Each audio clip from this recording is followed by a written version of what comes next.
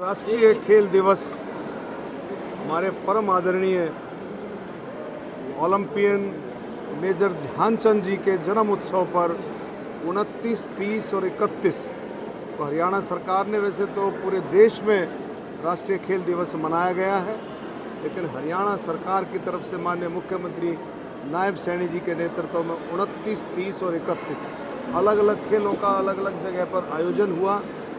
कल जैसे मैं गुड़गांव गया था, भौंसी में, वहाँ खो खो के खेल का आयोजन था। आज यहाँ रोहतक में बॉक्सिंग से पहले 29 तारीख को और 30 को फिर डिफरेंट खेलों के यहाँ पर आयोजन हुए। तो मैं सभी खिलाड़ियों को इस मौके पर शुभकामनाएं और बधाई देता हूँ जिन्होंने इनाम जीते हैं। और आज तो पूरे हरियाणा में साइक्लोथॉन का भी आयोजन हुआ। माननीय मुख्यमंत्री जी ने नशा मुक्त हरियाणा के लिए और पर्यावरण और उसके साथ साथ फिट इंडिया यानी कि अपनी सेहत के लिए भी साइक्लोथॉन का आयोजन किया। माननीय मुख्यमंत्री जी समय समय पर, हरियाणा सरकार समय समय पर साइक्लोथॉन, मैराथन, नशा मुक्ति के लिए, पर्यावरण के लिए और अच्छी सेहत के लिए समय समय पर आयोजन होता है। और हम सब कहीं ना कहीं पार्टिसिपेट करते हैं और लोगों में पूरे हरियाणा में खेलों के लिए पूरा जोश है। आप सबको पता है कि 2024 के ओलंपिक हुए, पैरा ओलंपिक हुए, उसमें हरियाणा का एक विशेष योगदान था। 2024 में तो ओलंपिक गेमों में 6 में से 5 मेडल में हरियाणा की हिस्सेदारी थी।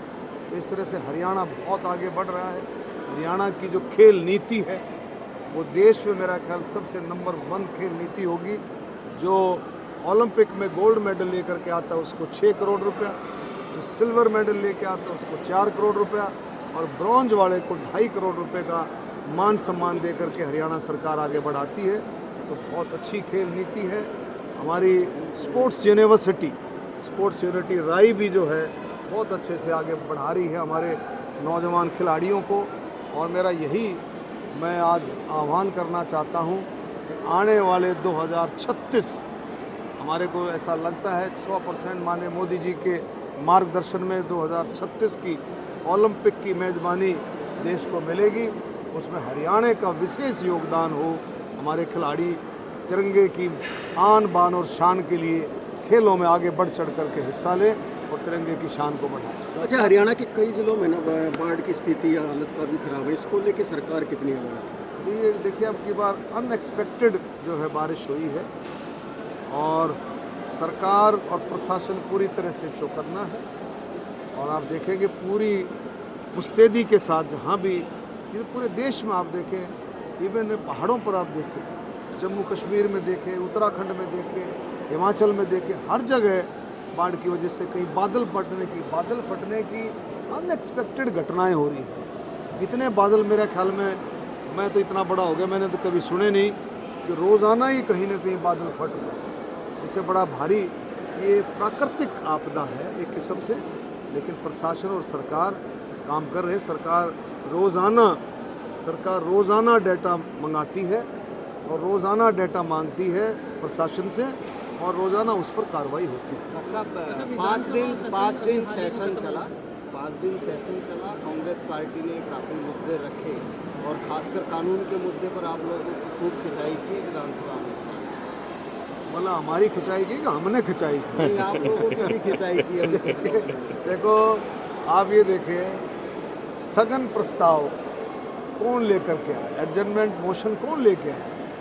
विपक्ष लेके आई, कांग्रेस लेके आई, लेकिन अपनी बात तो कह ली, लेकिन जो सुनने की बात आई, अगर आप किसी को आप पर आरोप लगाते हैं और वो भी सदन में अगर कोई चर्चा में हिस्सा लेते हुए कोई अपनी बात रखते हैं तो उसको सुनने का भी तो आपको जो है पेशेंस होना चाहिए, उसका धैर्य होना चाहिए। सुना कुछ नहीं, अपनी बात कह करके जब सुनने की बात आई तो बिल्कुल सदन से भाग लिए, क्योंकि ऐसे तथ्य दे रहे थे जिनके कोई सिर पैर नहीं थे। लेकिन माननीय मुख्यमंत्री जी ने पूरी तरह से हर बात का जवाब दिया। हर बात का जवाब माननीय मुख्यमंत्री जी ने दिया, क्योंकि विपक्ष सुनने को बिल्कुल भी तैयार नहीं था। बाहर भी ये कह रही थी और विधानसभा में भी ये कह रही थी प्रदेश को गुंडा राज चला। कांग्रेस देखो सुन तो इसको मुद्दा बनाना चाह रही थी, इस बात को वो बना नहीं पाई। इस बात को आपने देखा जब वो लेकर के आई, स्थगन प्रस्ताव लेकर के आई, आपने अपनी बात तो रख ली। जब सरकार की बात जवाब देने करके आई, रिप्लाई देने के, जब आपने क्यों नहीं बात सुनी पूरी? अरे भाई सरकार ने भी तो आपकी बात सुनी, आप भी तो आरोप प्रत्यारोप इधर उधर के लगा रहे थे, सरकार ने भी तो सुनी ना, तो सरकार उसका जवाब तो देगी। जब मुख्यमंत्री जी जवाब देने के लिए खड़े हुए, थोड़ी देर में वॉकआउट कर दिया। बिल्कुल ऐसा वॉकआउट के आपने देखा होगा कि जिस तरह से वॉकआउट हुआ वो मेरे ख्याल में पूरा निंदनीय था। भूपेंद्र सिंह हुड्डा और उसके विधायक तख्ती लेके सड़कों पे जरूर आप लोगों के खिलाफ वोट चोरी की तख्ती लेके वो घूमते हुए नजर आए चंडीगढ़ में प्रदर्शन। देखिए कांग्रेस नैरेटिव सेट करने की मास्टर है विपक्ष। इनको जब अपने हिसाब से काम बन जाए तो ठीक है, और जब अपने हिसाब से काम नहीं बनता तो मीन मेख निकालते हैं। ये वही इलेक्शन कमीशन है, ये वही इलेक्शन कमीशन है जो 2 दफ़ा कांग्रेस ने भी सरकार बनाई।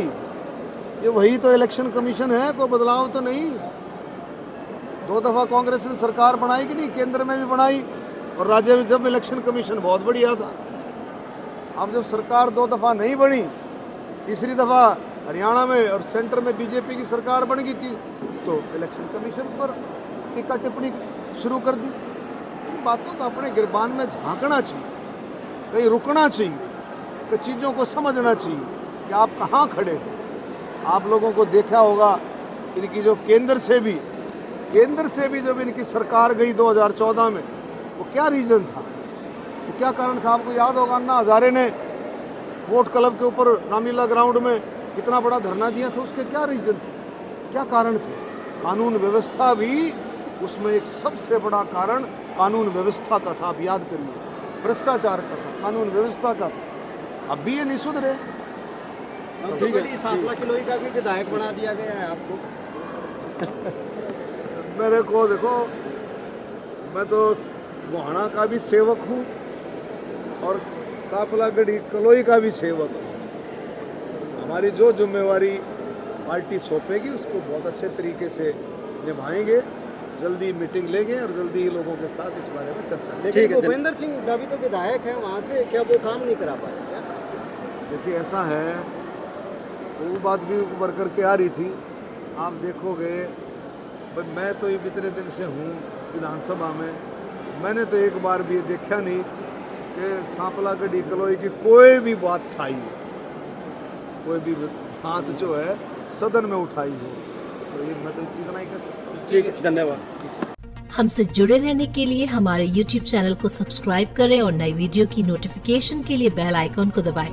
अगर आप ये वीडियो Facebook पर देख रहे हैं तो लाइक जरूर करें और ज्यादा से ज्यादा शेयर करें। धन्यवाद।